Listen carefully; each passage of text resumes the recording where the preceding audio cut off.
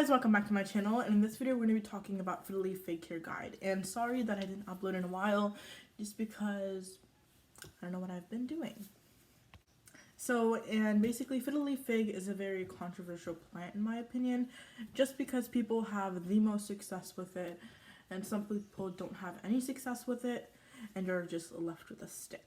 Like I again forgot to ask you guys to like, share, and subscribe. It really helps this channel grow. And yeah, let's just get into this video. I feel like Fiddle Leaf Fig care matters from when you buy it all the way to when you grow it as a full-grown adult. And first, when you're buying the plant, I think that's the most important thing, that you need to get a good start to your Fiddle Leaf Fig.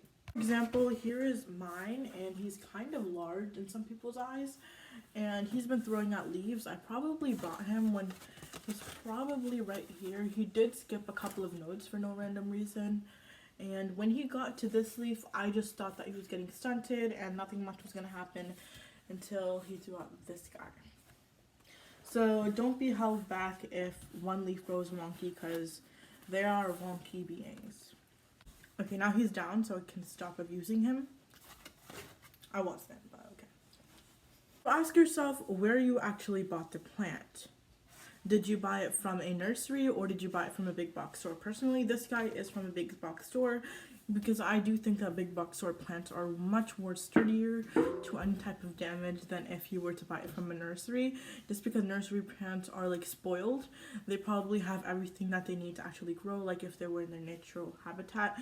But I think that big box store plants are constantly harassed and they're thrown around, and they are basically taught since they're babies to be tough boys. Plants like big box stores, if you get them from big box stores, they're less likely to drop a lot of leaves.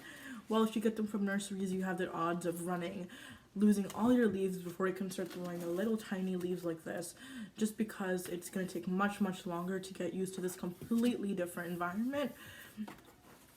As if you were to get yours from the big box store, it's actually a better situation than if it was actually still at the big box store.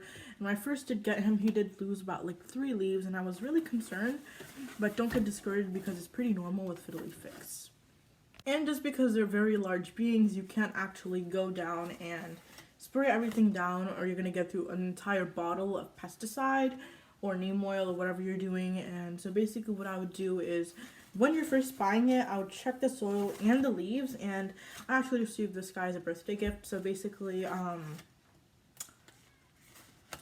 kind of forced them into checking it for me. So it's good to be that picky, but I do think that that is a major issue when you're first buying it, and as long as you're keeping them away from all these type of different plants and quarantining your plants when you first get them, I think you'll keep all of those pest problems at bay. And if you do want to learn more about pests or something, you should check out my soap and water, which doesn't work for all things, but it's just something to like wipe out most of them. But you should definitely go check out some other videos if you want an in-depth meaning of that. When you're getting your Fiddle Leaf Fig, you know that you have a very humid environment where you can run the humidifier most of the time during the day, or you have a grow tent that you can keep it in very humid. Then I would definitely recommend getting it from a nursery, just so you can support smaller businesses, and you can also be making sure that they're going to take care of their plants perfectly, just because nurseries are spending more time with their plants versus big box stores just throwing them around and trying to get the money out of them ASAP. Okay, just to keep this video short, I'm going to try to move on to my next topic. I do think that I covered most of the things you need to know when you're first buying your plant. And the next one is going to be watering. If you're a type of that water that's going to babysit your plants 12/7 and just going to water them like a non-stop water can, I would wait on this one, because they are plants that thrive on neglect. And basically, when I went on vacation for 2 weeks, it grew faster than it has ever had. It grew 2 leaves in 2 weeks, which is a leaf per week. That's a lot for a Fiddle Leaf Fig. If you have a compact potting mix, I would go ahead and water much less often, just because it's going to be holding on to much more water and it's going to be releasing a lot less. So it's going to be evaporating much often, and there's a lot of water still left in the core that you're not realizing that's still there. So I'd be watering much less often. I water mine every 2 weeks, and obviously don't take my word for that, just because I know people who water much more often. And I do know of another technique where people do 1 cup a week, and this is pretty good for beginners to keep a rule of thumb. And obviously it's only for big plants. If you have yours in a 4-inch pot or like a 6-inch pot, I would water probably 3/4 of a cup or half a cup a week. But if you have yours in a big pot, I would do, there's this YouTube channel called Fiddle Leaf Fig Resource Center. They have pretty good care tips on it, and they do create tips on mostly only fiddle leaf figs every single week. And I would definitely check them out if you have a fiddle leaf fig, because they upload only on fiddle leaf figs, so they have much more knowledge than someone who's more wide ranged. Another factor that plays a role in your watering is going to be the humidity levels, because if your humidity levels are already high, your soil is going to want to evaporate much less often because there's already a lot of water in the air, versus if you have a hot, dry climate, your water is going to evaporate much more often, and 1 week might not even be able to happen for you. This brings us into our third topic, which is going to be lighting. And lighting is probably, there's no such thing as the most essential, because obviously a plant cannot live without water or anything, but this is super duper important, having a thriving, happy fiddle leaf fig, even though they can survive in a wide range of things. So I have mine smushed against a south-facing window, and I do think that's the best type of indoor lighting, just because south-facing is the most direct light that you can get in a house. And north-facing, I've seen people grow them north-facing, but I'll probably also supplement them from a very light grow light. But I do think that if you smush it against a north-facing window, that'll be also fine. But south-facing, right against it, is the best, and you can also move it a little back. And obviously, the more light you give them, the more water you're gonna have to give them. The less light, the more water. So you really decide, but I would never keep my fiddle leaf fig in a dark corner. They're just simply not low light plants. They're high light plants, and if you are living in a place with low light situations, definitely won't recommend them. They do need a lot of light. That does not mean outdoor direct light. There's a difference between indoor and outdoor, just because the indoor is going to be guarded by many other factors like the wall and the window, while outdoors is just free reign, just UV rays just shining on it all day. And if you are going to do direct light outdoors, you're going to have to transition it slowly. Like 1 week, you're going to bring it back from the window, move it closer and closer to the window until you can put them in the shaded area outdoors, and then slowly transition them over to the direct light situations. Never go straight to direct light, because that can totally just shock it and kill it most of the time. On to fertilization, and out there in the market there are plenty of fertilizers that you can use, like specific fiddle leaf fig fertilizer. You can also use some organic fertilizer, you can use non-organic fertilizer. It's usually just a wide range and how often you're going to water. And with the Miracle Grow one I use, which I know people are going to hate me for using Miracle Grow, but that's just what I have, so I'm just going to use it. And it does recommend you water it with that every 2 weeks. So I do water mine every 2 weeks. So I just mix the recommended amount into the water, and then I water him, and he does seem to be doing pretty fine. So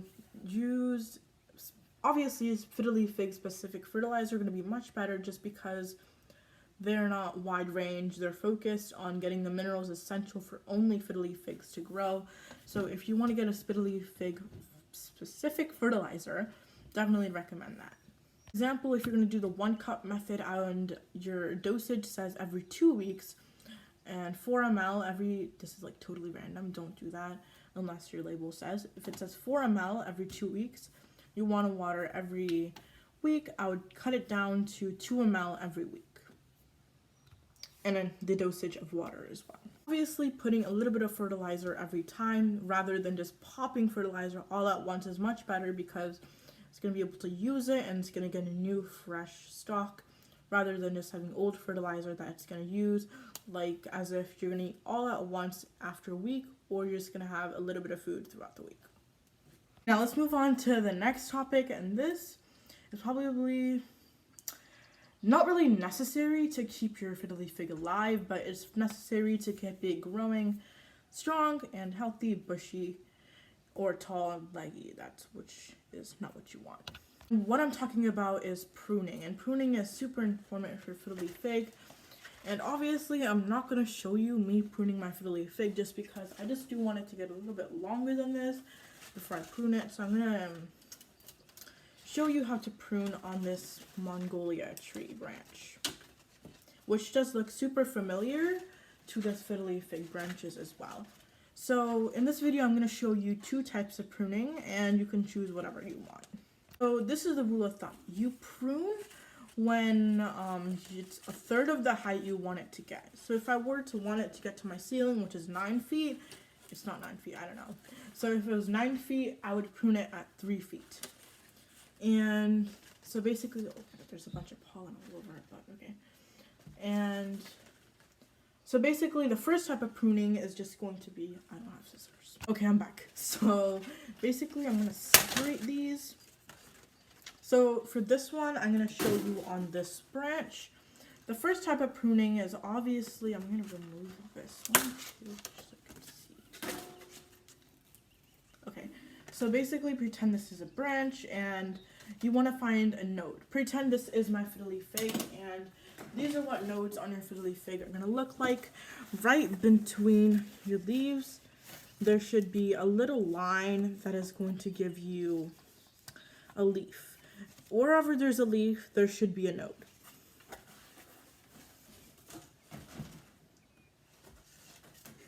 Please don't fall. So basically, the nodes on this guy also look super duper familiar, but just more elongated than the Fiddle Leaf Figs, because depending on your type, if you get a Fiddle Leaf Fig Bambino, the leaves should be much more smaller and the node space should be much smaller, versus my normal Fiddle Leaf Fig here, which is gonna grow big leaves and much more elongated node space.